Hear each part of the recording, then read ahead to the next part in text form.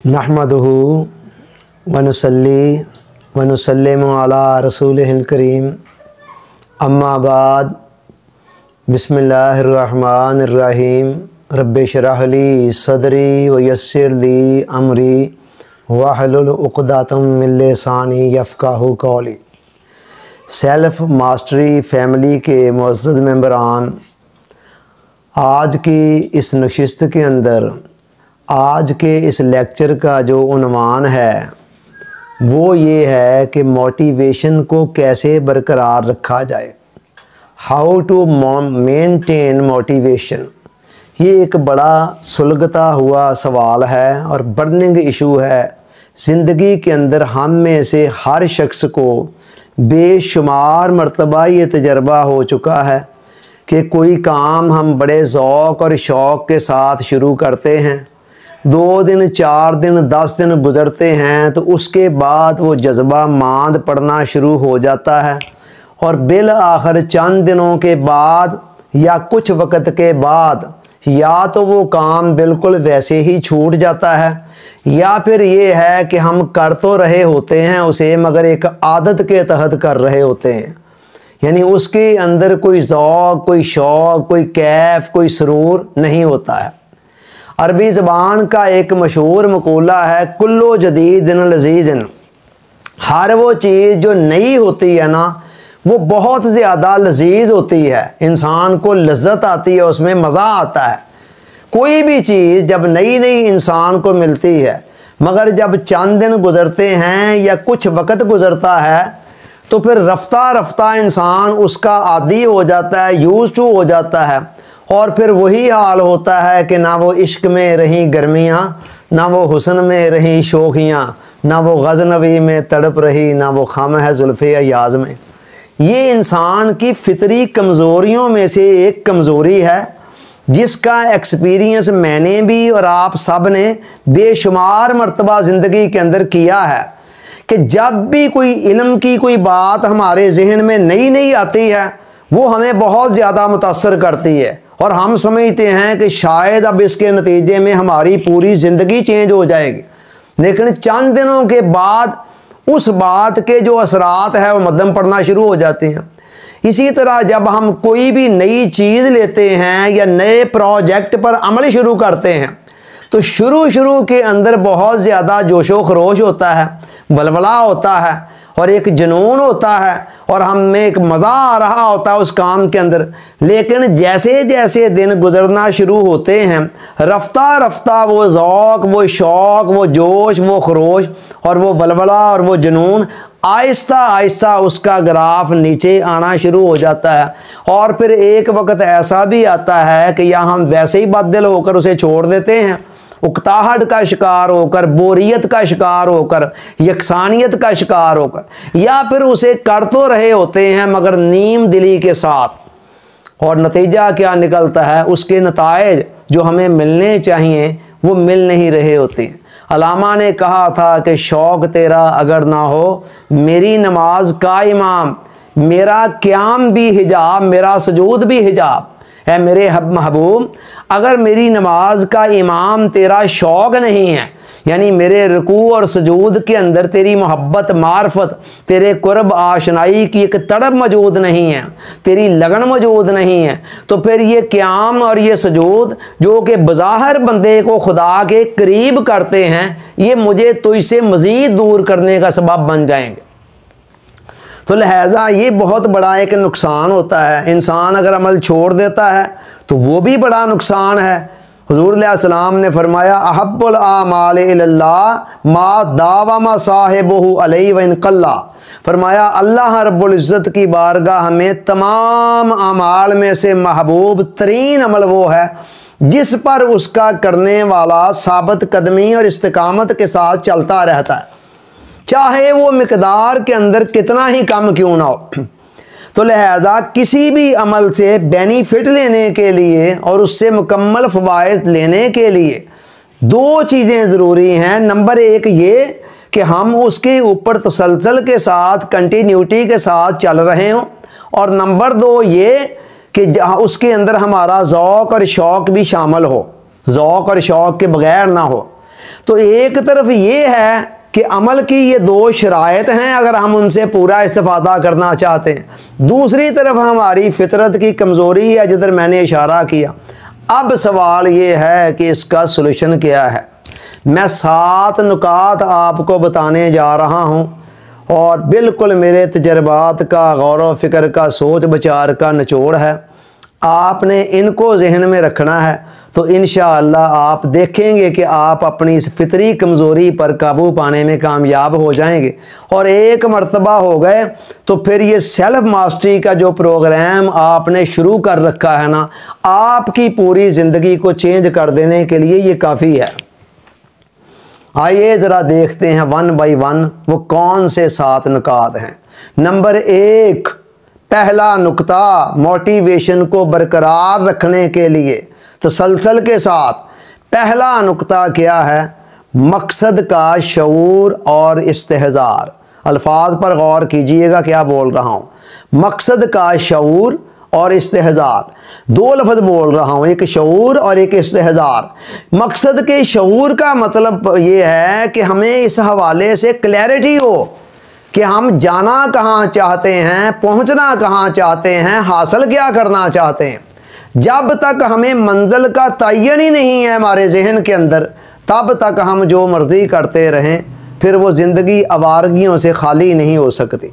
तो मकसद का पहले तो शऊर होना ज़रूरी है। जब भी हम कोई सफ़र के लिए घर से बाहर निकलते हैं तो पहले हमें पता होता है कि हमने जाना कहाँ है। कभी ऐसे हुआ है कि मंजिल का तयन किए बग़ैर ही हम घर से निकल खड़े हों? कभी कभी शौक़े आवारगी के तहत तो ऐसे हुआ हो तो हुआ हो, अदरवाइज़ हमेशा ये होता है कि घर से निकलने से पहले मंजिल हमारे सामने होती है कि हम फ़लाँ जगह पर पहुंचना है। फिर खुद ब खुद उसके मुताबिक हम रास्ते अडॉप्ट करते चले जाते हैं और बिल आखिर पहुँच भी जाते हैं। तो लेकिन मसला ये है कि ज़िंदगी का सफ़र जो सारे सफ़रों में से बड़ा सफ़र है, इस सफ़र को लोगों की जो अक्सरियत है वो बग़ैर किसी मंजिल को मुतय्यन किए ही बसर कर रही है। नतीजा ये है कि सारी ज़िंदगी दायरों के सफ़र के अंदर ज़ाया हो जाती है और बिल आखिर इंसान मौत की आगोश में से हमकिनार होकर मनो मट्टी के नीचे दफन होकर तारीख़ के डस्टबिन का हिस्सा बन जाता है। जो लोग आज भी तारीख़ के सफ़हात में ज़िंदा हैं और हमारे हाफ़ज़ों में ज़िंदा हैं, ये वो लोग हैं कि जिनकी ज़िंदगी के अंदर एक सोचा समझा मकसद था कि हम ज़िंदगी से पाना क्या चाहते हैं, हासिल क्या करना चाहते हैं। तो पहली चीज़ तो ये है कि जो हमारे लिए बहुत ज़रूरी है कि हम इसके ऊपर अमल पैरा हो रहे हों, हमारे सामने मकसद का शऊर हो और इसके साथ साथ मकसद का इस्तेहज़ार। मकसद का इस्तेहज़ार से क्या मतलब है? इस्तेहज़ार का मतलब ये है कि वो मकसद हमारे जहन के अंदर ताज़ा भी रहे। ऐसा ना हो कि हम एक मर्तबा मंजिल का तयन तो कर लें और उस सिमत में चल भी पड़ें, मगर चलने के बाद कुछ वक़्त के बाद मकसद का इस्तेहज़ार हमारे जहन में अंदर है।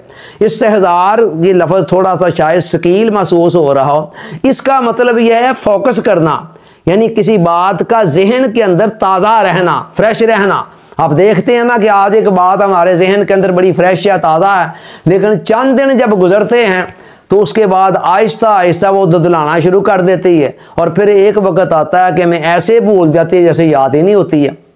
तो लिहाजा एक तरफ तो ये पहला पॉइंट है जिसको डिस्कस कर रहा हूँ, एक तरफ तो हमारे जहन के अंदर मकसद के शऊर का होना ज़रूरी है और इसके साथ ही साथ मकसद के इस्तेहज़ार का होना भी ज़रूरी है।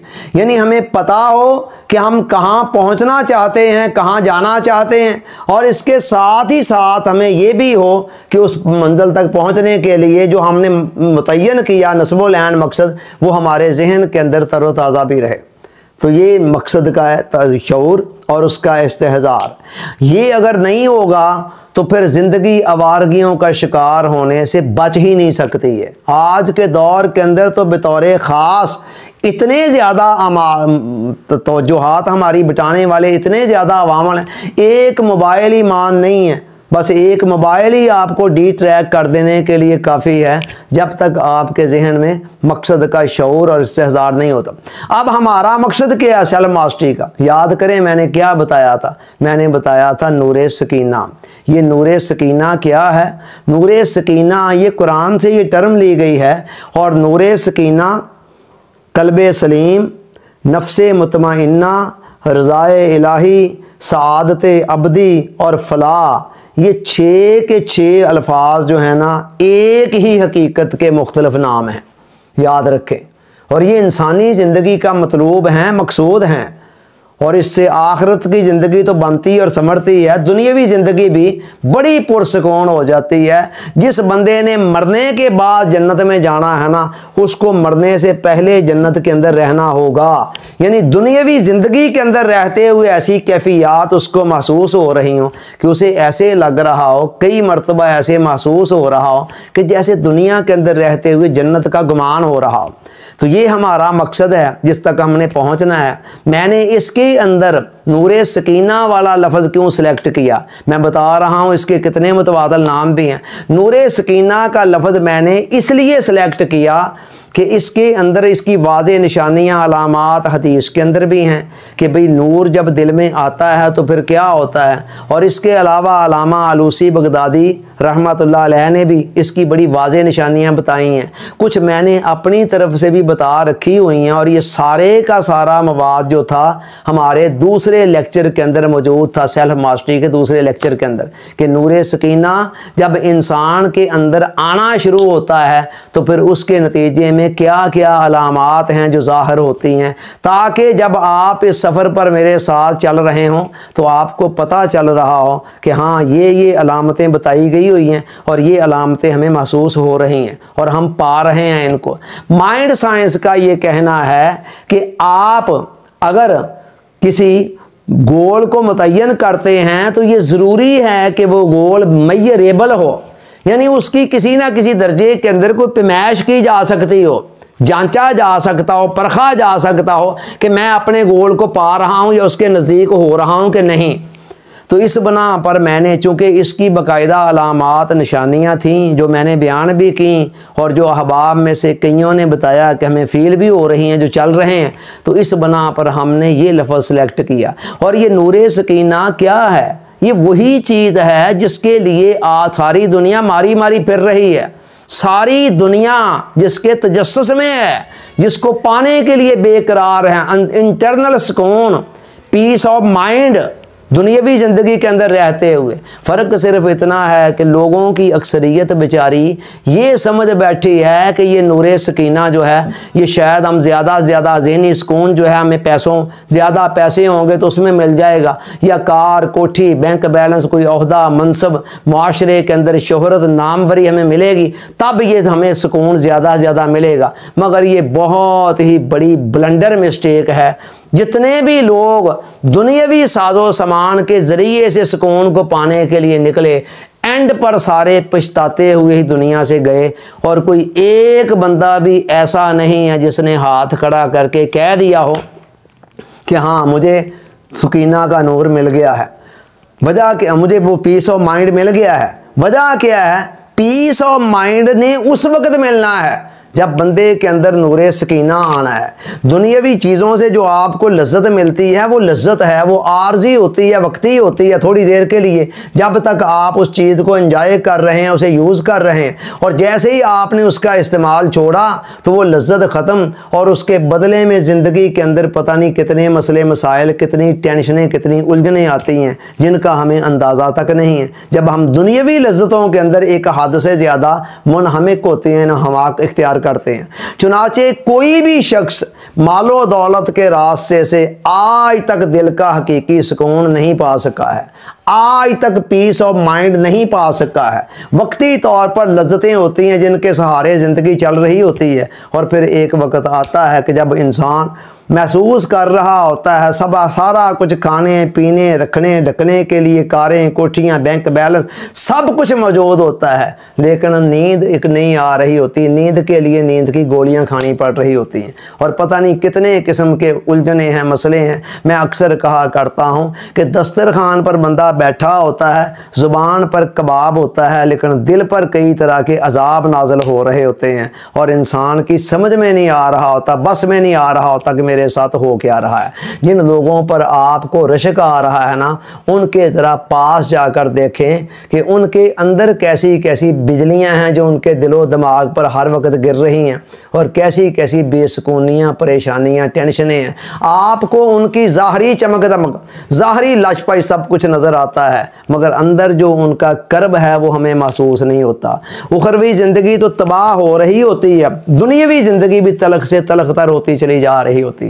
और जिनके अंदर ये नूरे सकीना आ जाता है वो महल में बैठे हों तब भी मुतमईन है और झोंपड़ी के अंदर बैठे हैं तब भी मुतमईन है, क्योंकि उनके अंदर वो नूर मौजूद है जिसने उनके अंदर को सुकून इत्मीनान से भर रखा है। चुनाचे वो अपने इंटरनल सुकून के लिए, पीस ऑफ माइंड के लिए बाहर के सामानों के मोहताज नहीं रहते।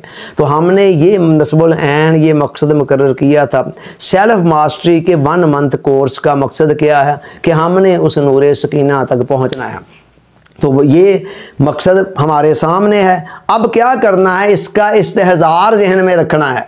अगर मकसद का इस्तेहज़ार ना रहा, जितना ज़्यादा आप इस्तेहज़ार रखेंगे उतना ही ज़्यादा जो लाहा अमल प्रोग्राम एक्शन प्लान मैंने दिया है उन पर आप खुश उसलूबी से अमल करेंगे, वहाँ से ज़्यादा नताइज लेंगे। और अगर खुदा ना खासा इसका इस्तेहज़ार ना रह सका तो फिर कमा हक़्क़ो हो उससे इस्तिफ़ादा करना मुमकिन नहीं रहता। तो ये पहली चीज़ थी, पहला नुक्ता है कि नस्बुल ऐन का शऊर और उसका इस्तेहज़ार मोटिवेशन को बरकरार रखने के लिए। दूसरी चीज़ क्या है, अमल के अंदर मकसद की रूह का होना। मुमकिन है अभी फौरी तौर पर आपको बात समझ ना आई हो कि ये मैंने क्या कहा है। अमल के अंदर मकसद की रूह का होना मतलब ये है कि हम जितने भी एक्शन ले रहे हों, जितने काम कर रहे हैं उस मकसद तक पहुंचने के लिए, उनके अंदर मकसद की रूह भी मौजूद हो।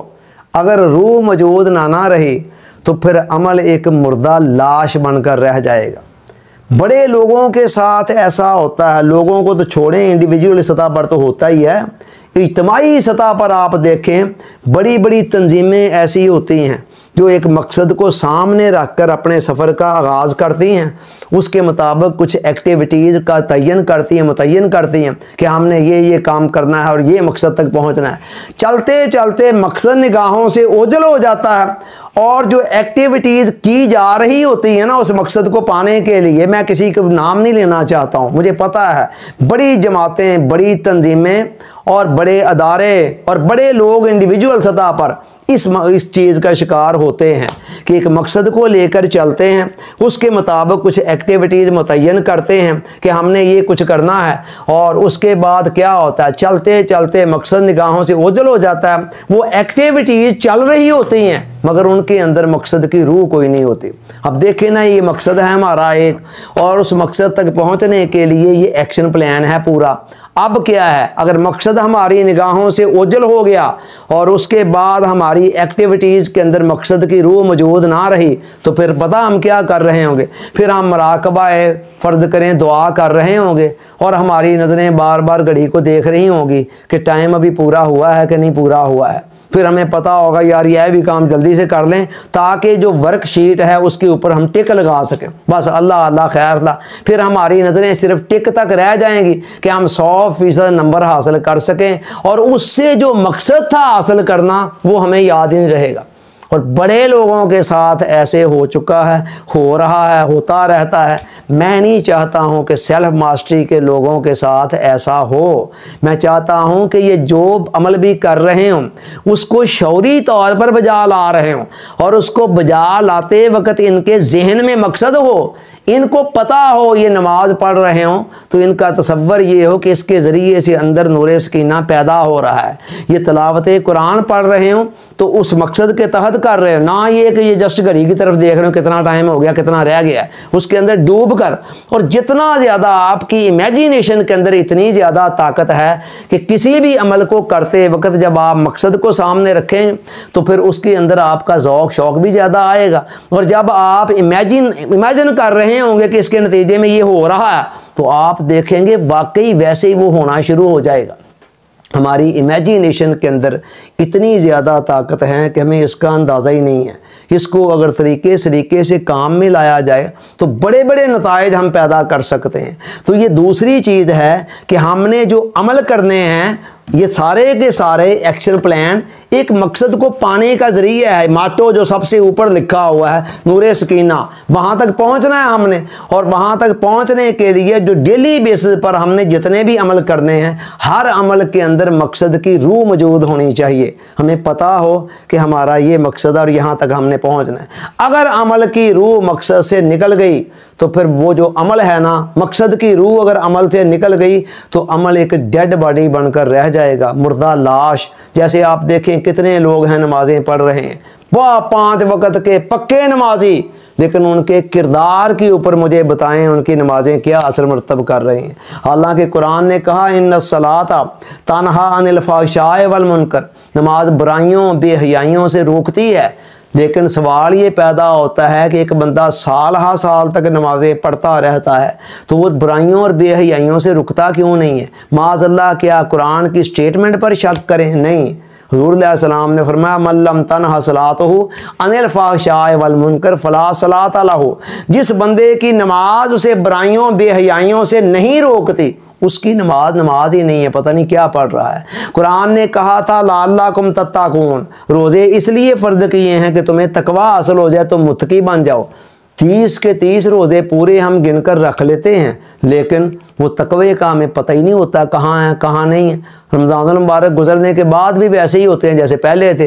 वाए ये हमारे साथ हो क्या रहा है? वही बात जो मैं बता रहा हूँ कि हम ये इबादत बस एक रूटीन के तहत, एक आदत के तहत, एक लगी बंदी बस रूटीन के तहत कर रहे होते हैं। हमारे जहन में वो मकसद होता ही नहीं है तो लिहाजा वो अमल भी वो मतलूबा नताइज पैदा नहीं करते। तो ये दूसरी शर्त है जी, मोटिवेशन को बरकरार रखने के लिए और तसलसल के साथ आगे बढ़ने के लिए कि हम जो एक्टिविटीज़ रोज़मर्रा बेस पर कर रहे हों उनके अंदर मकसद की रूह मौजूद हो।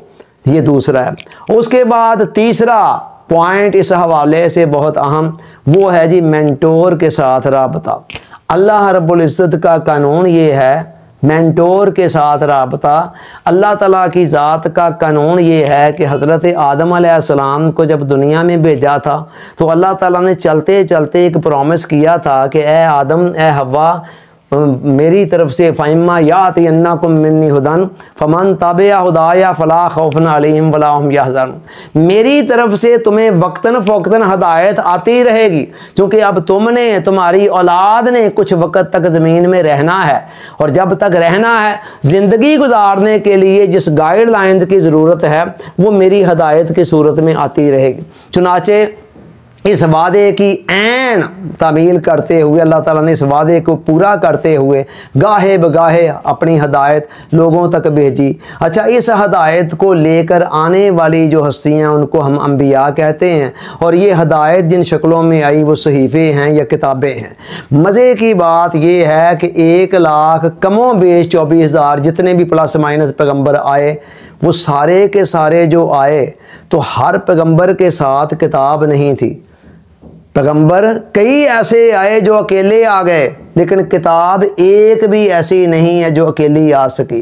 इसका मतलब ये हुआ, हालांकि अल्लाह के लिए नामुमकिन नहीं था, अल्लाह के लिए आसान था कि वो इन्नल्लाह अला कुल्लि शैइन कदीर, वो हर चीज़ पर कादिर है। वो चाहे तो किताब भेज दे, एक ही दिन रात लोग सोकर उठते और उनके सराहने किताब पढ़ी होती और एक आवाज़ आ जाती कि ये किताब है जो तुम्हारी हदायत के लिए तुम्हारे लोग रब की तरफ से आई है। लेकिन खुदा ने ऐसा नहीं किया, बंदे कई अकेले भेज दिए किताब एक भी अकेली नहीं भेजी, जो किताब भी आई उसके साथ कोई बंदा आया। वजह इसका मतलब ये है कि हदायत के बाब में खुदा की सुन्नत ये है कि आम तौर पर वो बंदों को हदायत का ज़रिया बनाता है। हदायत देनी उसी ने होती है, मगर किसी ना किसी बंदे को आम तौर पर दरमियान में डालता है।